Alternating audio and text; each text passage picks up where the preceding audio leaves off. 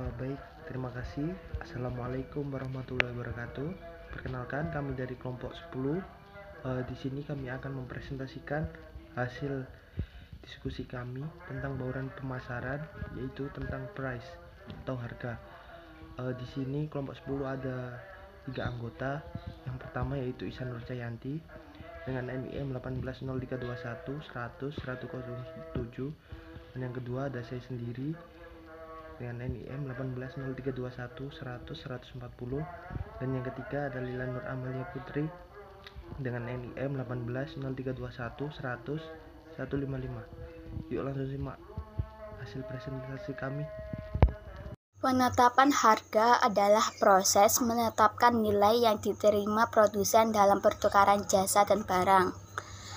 Harga merupakan bagian dari elemen bauran pemasaran, yaitu harga, produk, saluran, dan promosi, yang dikenal dengan istilah 4P: price, product, place, dan promotion. Metode pricing dilakukan untuk menyesuaikan biaya yang ditawarkan produsen yang sesuai dengan produsen dan pelanggan. Harga sangat penting bagi perekonomian karena harga ini sangat berperan dalam bisnis dan usaha yang dijalankan. Dengan kata lain, tingkat harga yang ditetapkan mempengaruhi perputaran barang yang dijual.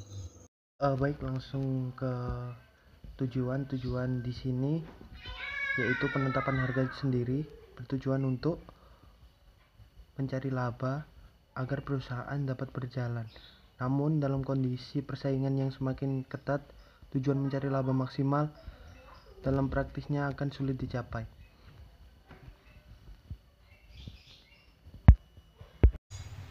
Selanjutnya ada faktor-faktor.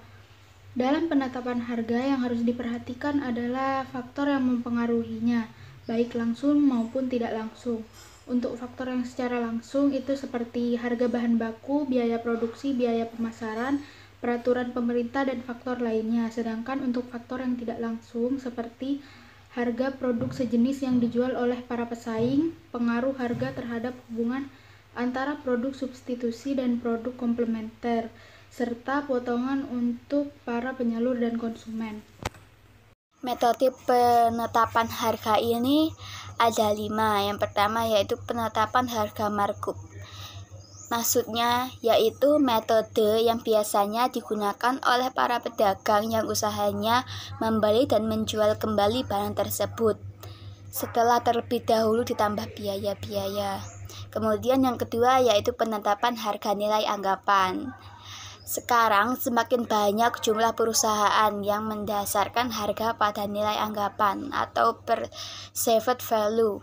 Perusahaan harus mengantarkan nilai yang dijanjikan oleh proporsi nilai mereka, dan pelanggan harus dapat menerima nilai ini menjadi nilai anggapan.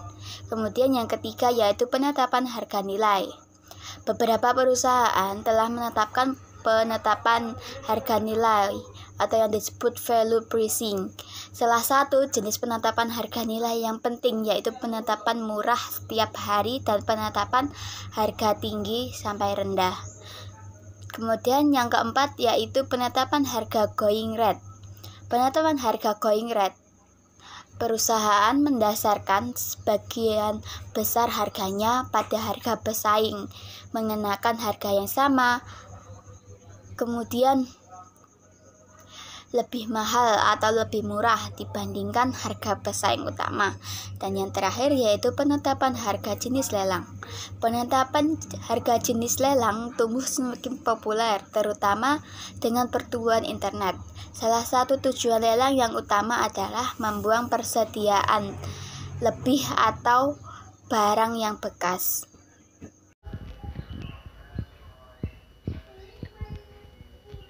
Baik, terima kasih. Langsung saja ke slide selanjutnya, yaitu monitoring pergerakan harga. Di sini perusahaan harus mampu untuk memonitoring atau mengawasi situasi harga di pasaran. Biasanya perusahaan ini mengharuskan menaikkan suatu harga ataupun menurunkan suatu harga. Di sini untuk penurunan suatu harga, strateginya sendiri yaitu mengandung jebakan mutu rendah. Yang kedua, jebakan pangsa pasar rapuh, dan yang ketiga jebakan dompet tipis.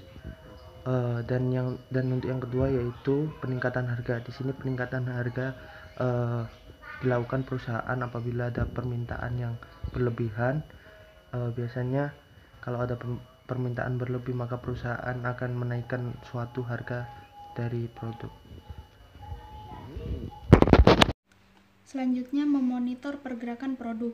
Pergerakan produk adalah strategi dan proses yang dilakukan oleh perusahaan dalam mengembangkan produk, memperbaiki produk lama, atau memperbanyak kegunaan produk ke segmen pasar yang ada dengan asumsi pelanggan menginginkan unsur-unsur baru mengenai produk.